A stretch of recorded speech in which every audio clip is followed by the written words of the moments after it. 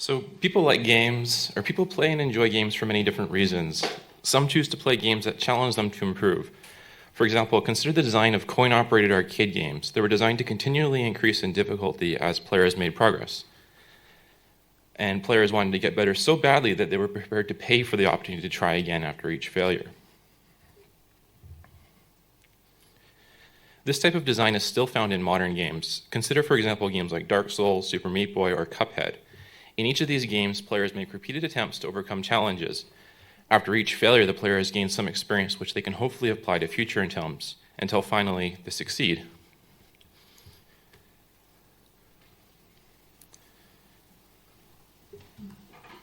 And when they do finally overcome a challenge, they feel good.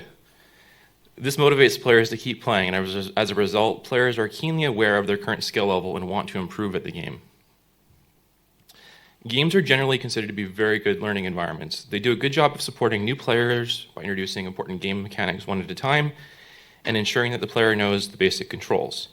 However, what happens in situations like I've shown you, where the player knows what they should be doing and understands the inputs needed to succeed, but they're just struggling with the execution?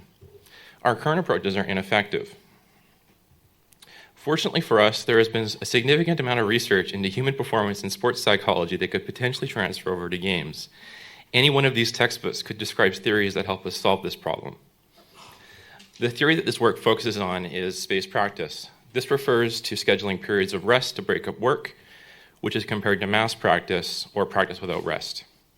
Past research has shown that spaced practice is better for performance and learning compared to mass practice for a variety of skills, and this is due in part to the rest facilitating the development of motor memory. And even though this effect has been found for other tasks, there are reasons to suspect that games might be different. For example, how many of you remember this message from Wii Sports?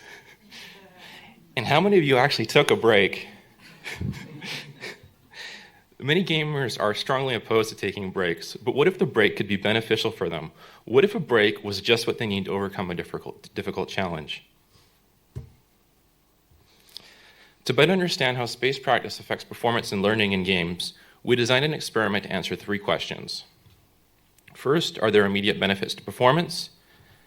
Next, is there an optimal rest period? And finally, are there lasting benefits to performance?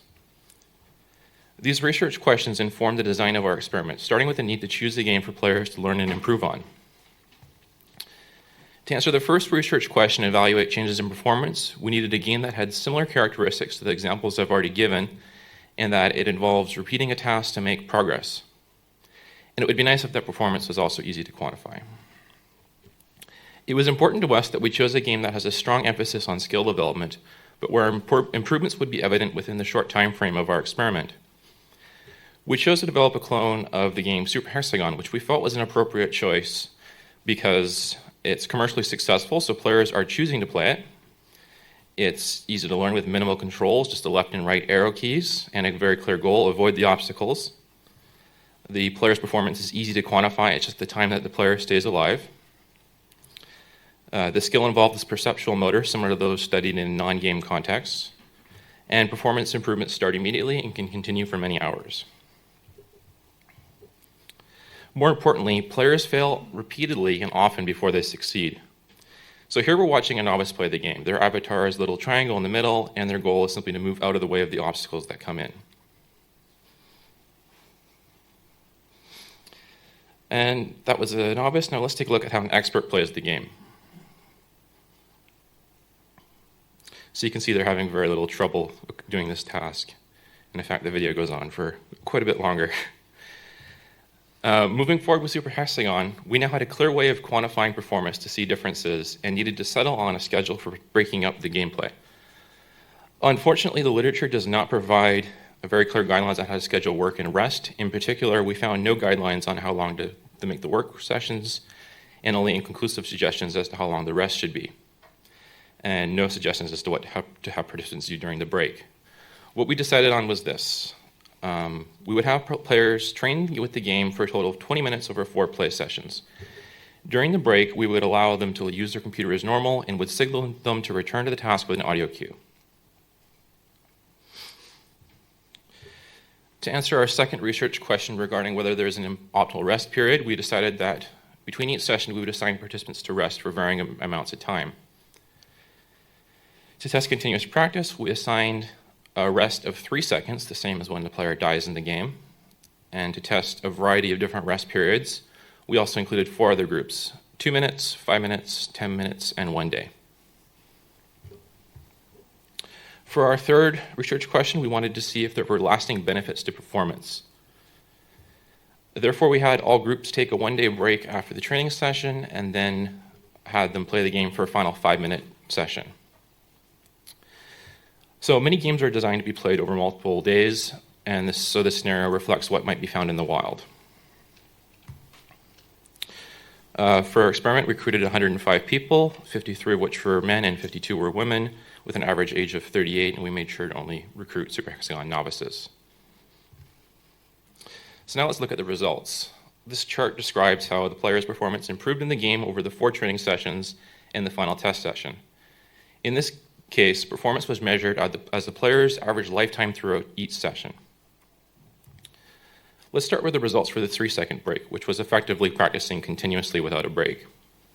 As you can see, performance improved between sessions 1 and 2, but then stopped. It wasn't until the final 1-day break that they actually improved again. Let's compare that to a 2-minute break. As you can see, the 2-minute group improved at a very consistent rate. By session 4, they were lasting almost 3 seconds longer in the game. Now, before I move on, I need to point out why session 1's performance was identical. We wanted to be absolutely sure that we accounted for individual differences in initial performance. So session 1 performance was used as a covariate rather than as a repeated measure. So if a 2-minute break was good, would a longer break be beneficial? So here are the results for the 5-minute break.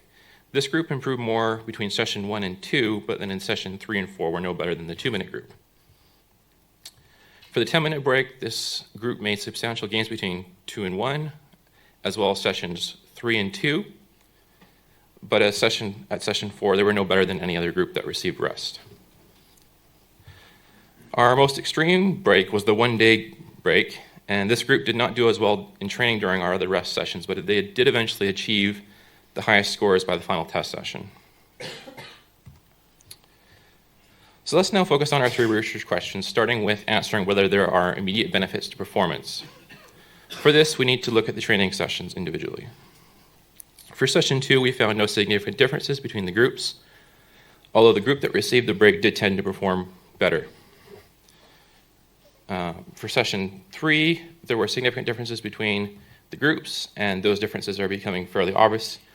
Additionally, the 3-second group did not make any meaningful gains in performance, while all other groups that did receive a rest did.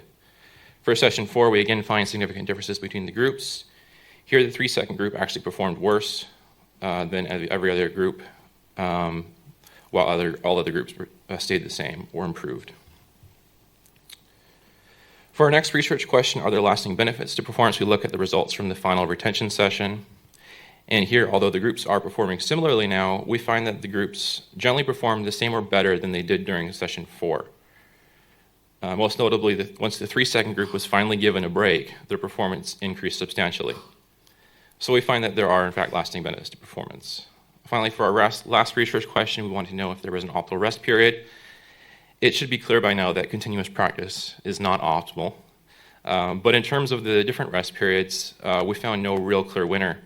Increasing the rest from 2 minutes to 10 minutes results in slight changes in how quickly participants learn the task, with the 10-minute group making very quick early gains. However, increasing the rest period further to 1 day was not beneficial. So in summary, are there immediate benefits to performance? Yes, there are. Any rest is better than no rest. Is there an optimal rest period? Well, maybe. We didn't find anything that supports that, but short rests are good and longer rests are not necessarily any better. Are there lasting benefits to performance? Yes. All groups retained performance or got better after a 1-day break. And for our future work, we want to look into how different tasks affect the break and ways of integrating the break into the game in a more seamless way. For example, if you play Dark Souls, you know that when you fail a boss, you're made to walk all the way back to the boss, taking on weaker enemies as you go. It's possible that this walking back also serves as a break, which would help the player once they finally meet the boss again. So maybe if you had taken a break as Wii Sports suggests, you would have gotten a few more strikes in Wii Bowling. Thank you.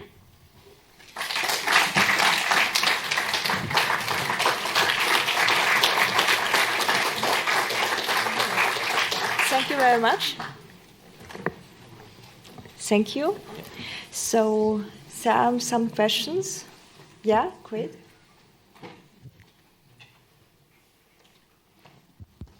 Hi, Dennis from National University of Singapore. Great talk. One thing that I would like you to speculate is because in sports research, right, when they talk about breaks, some of them think that it might be better for you to make use of that time, for example, to train a different part of your body. So do you think that such a thing applies to games where we could use a different mechanic and train that instead of having an actual break where we sit down and do a menial task of sorts? It's a very good idea, and I think there is potential for that to be really good in the long term, but I think in the short term that might actually hurt their immediate performance. But the future work is actually going to look at that, and I'm very eager to find out what happens. Thank you. Thank you for the great talk. Son? Yeah. Just one question. This is kind of a follow-up. A lot of games use traversal or story cutscenes to chunk action elements within the game.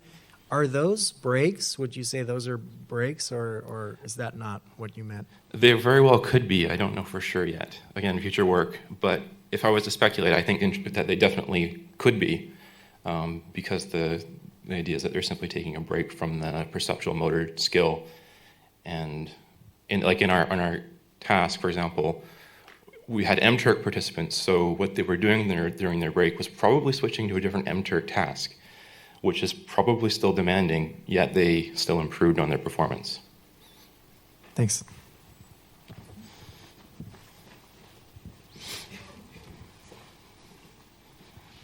Oh, hi, Beth Vienot, Michigan Tech University. Very interesting. Oh, here.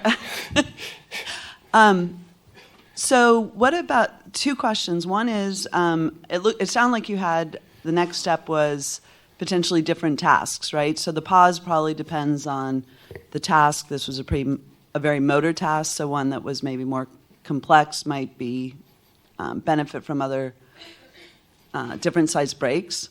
Potentially, because this feels like interval training almost to me, and that's what I thought you were getting at. So the second question is variability at the last time point in terms of standard deviations. Was there sort of differences there? Because that might give you some insight into. By the final time point, do you mean like the test session or session 4?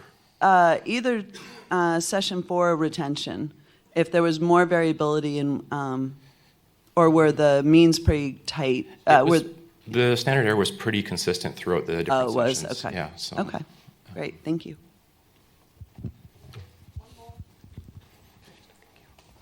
One more quick question? Yeah.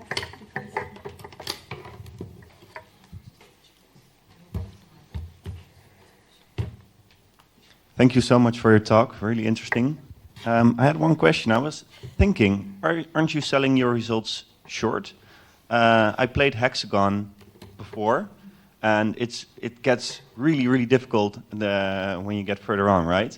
And I was thinking, isn't it getting exponentially more difficult? And aren't the seconds that you progress on later in the game more of a feat than the seconds you progress on early in the game? So are all seconds equal? That's a very good point, and I think you're right. They're not all equal. Definitely, as you progress further, that's more of an accomplishment. It's hard to integrate that sort of idea into a statistical test, but. Well, but maybe I was thinking, because you cloned Hexagon. It's slightly easier than the commercial game, and it does progress slightly. The difficulty is increased a bit slower, so it's not as maybe as pronounced as the commercial one. So. I was thinking maybe you could linearize the difficulty level, and maybe your results would turn up significant. It's possible, yeah. Yeah. Thank you.